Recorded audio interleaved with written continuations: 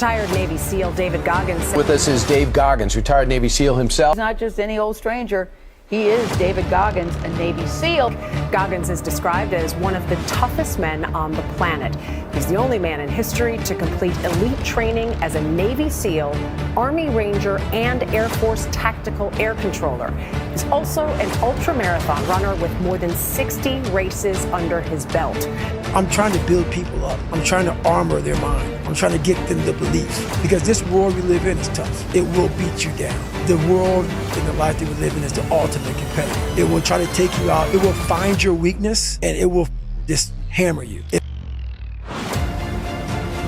What the hell are we all waiting for to start attacking life? All I need is a miracle. Well, guess what? That miracle ain't coming. There is no perfect time to start.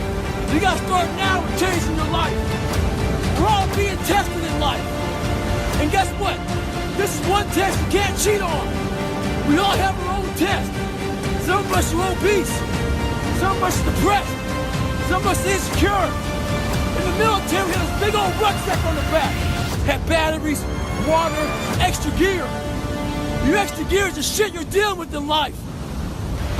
You have to do your best work when you're least motivated. So those days you don't want to do it, guess what you gotta do? You gotta suck it the fuck up and do it. Stay hard. You study for 30 minutes for a fucking test, and you didn't do as well as you thought. What the fuck did you expect?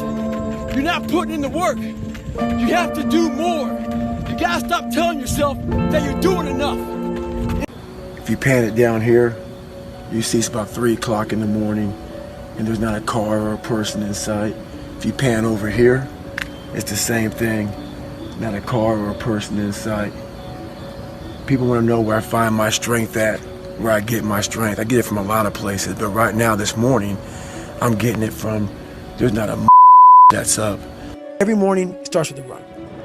And that's because that's the one thing I hate to do more than anything in the world. I had big dreams. A lot of us have big dreams, big goals. And when you have goals that are maybe outside your reach, you have to know that getting to that goal, you're gonna have a lot of bad days. About 75% of you is still in there, still chained up because you just didn't want to find your willpower, didn't want to find your soul, your will, your heart, your determination, your guts, your courage. You have to be open-minded to the possibilities that I can do this. Once you shut your mind down to the possibility that it can be achieved, there's no way it can happen. We think that we're working our ass off, working hard. You know, we've been working out hard in the gym for a month, but we haven't seen any results. So we get all down and poopy pants and shit. You study for 30 minutes for a test, and you didn't do as well as you thought. What the did you expect?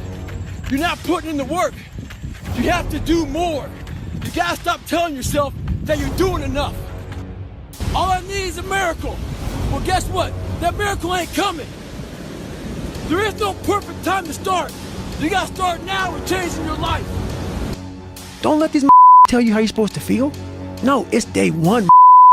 This is hour one. Life is one big psychological warfare that you play on yourself. You play on yourself, man. They don't know me, son. Get it. 18. They don't know me, son. Get it. 19. They don't know me, son. Yeah. 20, you got some more in you. 21, yeah, get it again. Where nobody's at, that's where victory's at. We're over there in that corner. When I was in the military, we go on these instructor-led runs. Most of the time, we knew the start and end point. So on the way back, I started seeing people getting happy and shit because the end was near. But there were some instructors that would hear the happiness and go right on past the end point. When that happened, everybody stopped talking, heads would stop dropping, and I started taking souls. At that time, I knew what happened in their minds. They were living off the hope factor. They hoped the instructors would stop running. They hoped the water was never cold. They hoped the weather was good. I don't live off that hope. I wish the water was cold. I wish them instructors keep on running. I wish for rain. When the ending is unknown and the distance is unknown, that's when you know who the you are.